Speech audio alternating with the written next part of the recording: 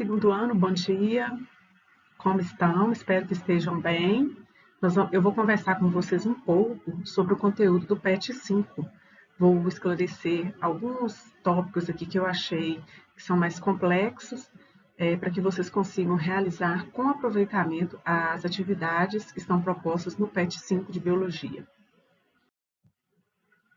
Então, está previsto para vocês o estudo das plantas. E aí começa pelo grupo das briófitas.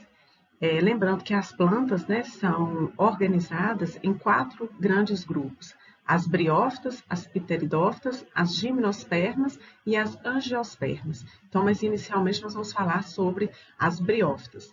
Então, traz vários conceitos, né, no PET, falando que elas são plantas avasculares e que o exemplo que espécies, né, que exemplificam as briófitas são os músculos e as hepáticas. Então, elas vivem em ambientes úmidos, né, formam tapetes verdes, olha, observem na imagem. Então, são plantas extremamente simples, que não possuem caule verdadeiro, raiz verdadeira, folha verdadeira, e são plantas que são totalmente dependentes da água. Por quê? Porque elas não possuem estruturas verdadeiras, como eu já falei, e também elas dependem da água para a sua reprodução, para a perpetuação da sua espécie. Vocês também vão estudar sobre as pteridófitas, que é um outro grupo de plantas. Já no grupo das pteridófitas, já são plantas um pouco mais evoluídas. Pensem aí, por exemplo, no musgo, né, na estrutura de um musgo e na estrutura de uma samambaia, que é o exemplo das pteridófitas. Elas já possuem raízes verdadeiras, caule verdadeiro,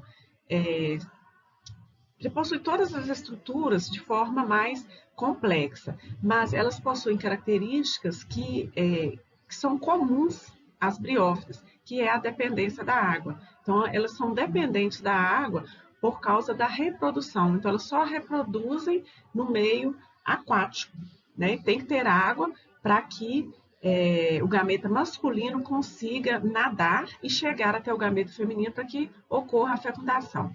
Inclusive, é esse processo de reprodução que eu acabei de falar que está representado aí nessa imagem. Ó. Então, tem um processo de meiose, né, que é o processo de divisão celular, em que as células se dividem para formar, no caso aqui das plantas, né, os esporos, com a metade do número de cromossomos, ou seja, metade do DNA. Esses esporos, olha, eles germinam, tá vendo? Olha, então ocorre a germinação desses esporos e, posteriormente, esses esporos, eles vão formar o quê? Os gametas, olha.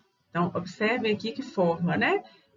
Os espermatozoides e também a oosfera, que é o gameta feminino. E aí, posteriormente, dando continuidade ao ciclo, ocorre o quê? A fertilização, quer dizer, a fecundação do espermatozoide com a oosfera, formando então um gameta, né? O zigoto, tá vendo aqui? Olha, formou o zigoto, 2N, e esse zigoto, ele vai o quê? Desenvolver e vai formar a planta. Tá vendo? Aqui vai produzir esporos, esses esporos vão passar por um processo de meiose e assim vai acontecendo o quê? O ciclo de reprodução das pteridófitas. As plantas, né, conhecidas, comuns, que são usadas para ornamentação, que exemplificam as pteridófitas, são as samambaias. Então, vamos ler com bastante atenção o conteúdo que está proposto no PET, analisar essas imagens e qualquer dúvida que vocês tiverem, eu estou à disposição para ajudá-los.